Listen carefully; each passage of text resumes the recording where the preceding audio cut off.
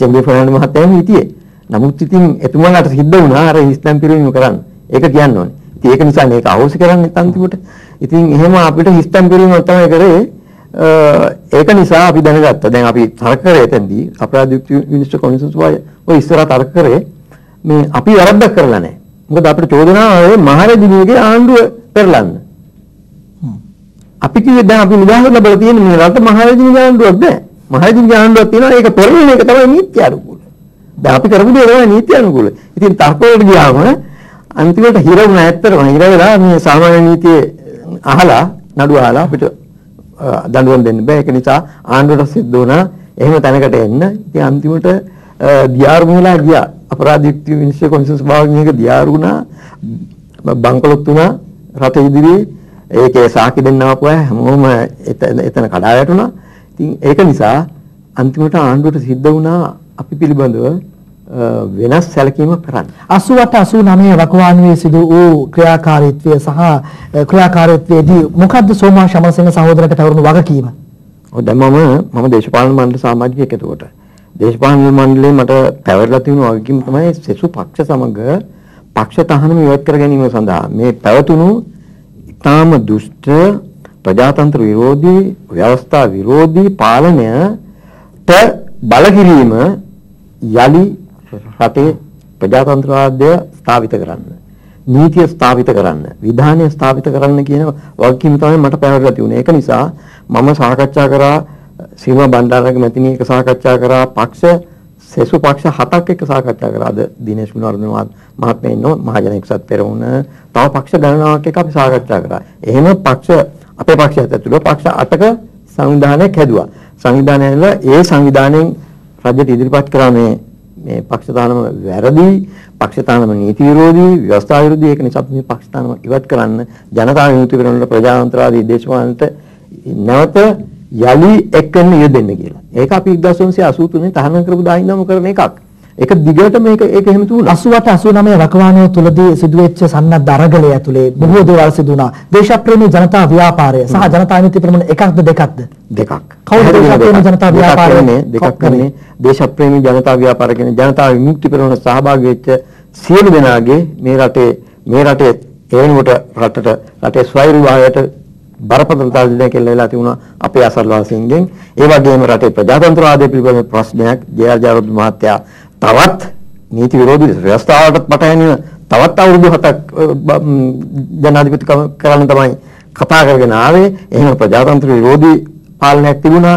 ඊළඟට අයිති නැති පාර්ලිමේන්තුවේ 6න් 5ක වලේ අයිති නැහැ වෙනකොට 1982 ජනවාරි 22 වෙනිදා ජනමත විචාරණය කියලා එකක් කරලා මහා වංචාවක් කරලා ඒ වකට තිබුණු ලොකු වංචාව කරලා බලේ හිටියා. ඉතින් ඔන්න ඔය සියලු කාරණාවලට එරෙහිව තමයි මේ අරගල එන්නේ. එකක් රටේ ස්වෛරභාවය පළවෙනි කොට. මොකද ඒ වෙනකොට විදේශ හමුදාවක් රටේ ඉන්නවා. රටේ ස්වෛරභාවය, රටේ ප්‍රජාතන්ත්‍රවාදය ඔය සියලු දේවල් ආරක්ෂා කරනවා. දේශප්‍රේමී ජනතා ව්‍යාපාරය සහ ජනතා විමුක්ති පෙරමුණ දෙකක් කියලා කියන දේශප්‍රේමී ජනතා ව්‍යාපාරය තුල සිටි එක කොටසක් ජනතා විමුක්ති පෙරමුණ. පැහැදිලිව.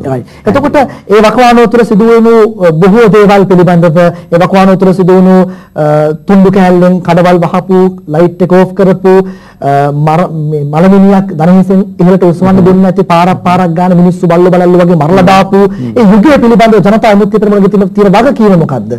ජනතා විමුක්ති පෙරමුණේ වගකීම පොඩ්ඩක්වත් අත්හැරලා කතා කරලා නැහැ. මම ලංකාවට පළමුවෙන්ම ආපු දවසේ තාමත් මේ රටට නැක් තියෙන්නේ එක්සත් ජාතික පක්ෂය.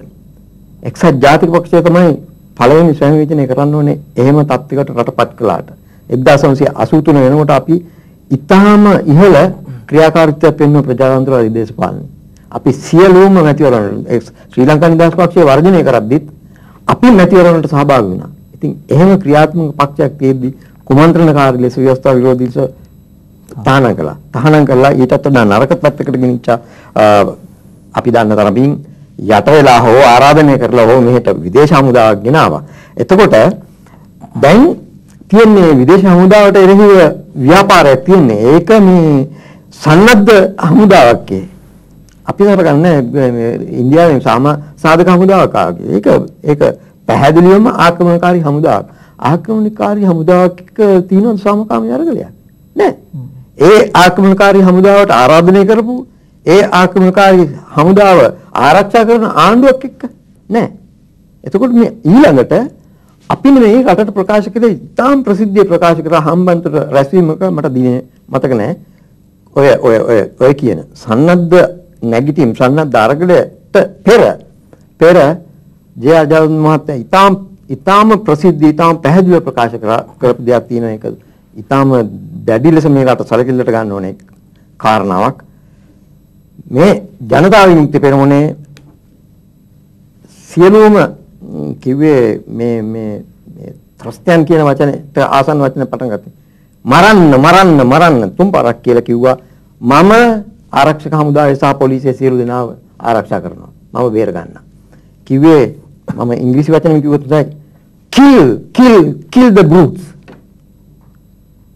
I will see that you will have no problem. මේ ආරක්ෂක හමුදාවලට කිව්වා.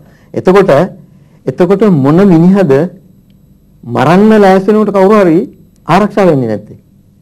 ආරක්ෂක වීර බොහෝ තිනවා. එකක් රටේ විදේශ හමුදාවක් තියෙනවා. හැංගෙන්න පුළුවන්. ආණ්ඩුව ඉදිරියේ දන ගහන්න පුළුවන්. නමුත් යුක්තිගරුක මේ රටට ආදරය කරන මේ රටේ විදේශ හමුදාව නොසිටිය යුතුයි කියලා හිතන කිසි කෙනෙක් ආයුධ අතර ගන්න නැතුව ඉන්නේ නැහැ. දැන් කෙනෙක්ට ප්‍රශ්නයක් ඇති වෙන්න පුළුවන් ලංකා සම සමාජ පක්ෂය කොමියුනිස්ට් පක්ෂය තහනම් කළා මැතිනිගේ ප්‍රජායතිය අහෝසි කළා විජය කුමාරතුංග නැක්සලයිට් චෝදනාවට අත්අඩංගුවට ගත්තා. නමුත් මේ කවුරුත් මෙවැනි ජන සංහාරයකට මෙවැනි ගැටුමකට කැරල්ලකට ගියේ නැහැ. ඒතර ජනතා විමුක්ති පෙරමුණ තහනම් කළා කියලා ජනතා විමුක්ති පෙරමුණ තහනම් කළාට පස්සේ ඇයි ජනතා විමුක්ති පෙරමුණ එහෙමනම් මේ වගේ ආයුධ සන්නද්ධ අරගලයකට ගියේ කියන බොහොම ස්තුතියි මේ ප්‍රශ්නේ අහුවට. මට පෙන්වන්න 1983 දෙසැම්බර් මාසෙන් පස්සේ මොන වාමාංශික පක්ෂයයිද හිරගෙදර හිටියේ මොන වාමාංශිකයද හිරගෙදර හිටියේ තියාගෙන හිටියේ සියලු දෙනාගේ තහනම් ඉවත් කරා. ජනතා විමුක්ති පෙරමුණ ඇර හේතු නැහැ. හේතු විරහිතව ඊටාම අසාධාරණ ලෙස ඊටාම ව්‍යවස්ථා විරෝධී ලෙස සියලු අපිට තිබුණු සියලු ඉඩකඩ අහුරලා අපි තහනමට විරුද්ධ උසාවියට ගියා. උසාවියෙන් නඩුව පැත්තකට දැම්මා. නඩුව පැත්තකට දාන්නත් ඉස්සෙල්ලා උසාවිය අපි නඩුව කියන්නේ ඉස්සෙල්ලාම මේ හදිසි නීතිය ගේනවා. එතකොට කොහොමද අපි උසාවිය යන්නේ? ඒකට තවත් කාරණාවක් තුනක්. අපි තමයි ජනතා විමුක්ති පෙරමුණ තමයි ජනමත විචාරණයට එරෙහිව නඩු කිව්ව පක්ෂය. ජනතා විමුක්ති පෙරමුණ නඩුව නවත්තන්න ඕනේ කවුද? ජනතා විමුක්ති පෙරමුණට ඒ 88 89 අරගලය තුල ආයුධ ලැබුණේ කොහෙන්ද? ආයුධ මේ රටේ ජනතාවගේ ආයුධ අපි විතරක් නෙමෙයි මම කිව්වා පැහැදිලිව ජනතා විමුක්ති පෙරමුණ විතරක් නෙමෙයි මේ අරගලයේ දායකත්වය ඒ අරගලයට දායකත්වය දීපු සියලු දෙනා සියලු පක්ෂවල අය සියලු සංවිධානවල අයට ඒ විදේශ හමුදාවට එරෙහිව අවිගැනීම පිළිබඳවත් සාමකාමීව කරන්න පුළුවන් සියලු විරෝධතාවයන් පිළිබඳවත් ඒ ගරුත්වය හිමි වෙනවා. ජනතා විමුක්ති පෙරමුණ ඇතැම්ම විනිෂ්පාදනය කළා බෝම්බ වගේ දේවල්. එහෙම ජනතා විමුක්ති පෙරමුණ දේශප්‍රේමී ජනතා ව්‍යාපාරය එහෙම කළා. ජනතා විමුක්ති තීරණයක් එහෙම පැහැදිලි තීරණයක් ගත්තේ නැහැ. මේ සම්බන්ධයෙන් දේශප්‍රේමී ජනතා ව්‍යාපාරය ඇතුලේ ජනතා විමුක්ති පෙරමුණ පැහැදිලිව ජනතා විමුක්ති පෙරමුණ මොනවාද ඒ දේශප්‍රේමී ජනතා ව්‍යාපාරය ඇතුලේ නිෂ්පාදනය කරන්න බොහෝ දේවල් නිෂ්පාදනය වුණා. දැන් මම ඔබෙන් අහුවොත් ඔබට හොඳට ආයුධ පාවිච්චි කරන්න පුළුවන්ද? මට ආයුධ පාවිච්චි කරන්න පුළුවන්. පුහුණුවක් ලැබලා තියෙනවද? ඔව්. එහෙම නොකියුවොත් මම බොරුකාරයෙක් වෙනවා. එහෙම පුහුණුවක් ලැබලා තිනවා. එහෙම පුහුණුවක් ලබා ගන්න ඕනේ කියලා මම කියනවා ඒ කාලේ අපිට තිබුණු ජීවිත චරිතයත් එක්ක. ඉතින් නමුත් මම කිසියම් අවස්ථාවක ඔය කියන කාලේ අවියක් දැරුවේ නැහැ. ඒකත් කියන්න ඕනේ. අවි දැරුවේ නැහැ. රෝහණ විජේවීර සහෝදරයා අවි දැරුවේ නැහැ. එහෙම තීන්දුවක් තියුනේ නැහැ පක්ෂය ඇතුලේ. ඉතින් ඊටාම් පැහැදිලිව කියන්න ඕනේ අපට තිබුණේ දේශපාලන ක්‍රියාකාරීත්වය. දේශපාලන වශයෙන් මේ ප්‍රශ්නෙට මුහුණ දෙන්න ඕනේ කොහොමද කියලා.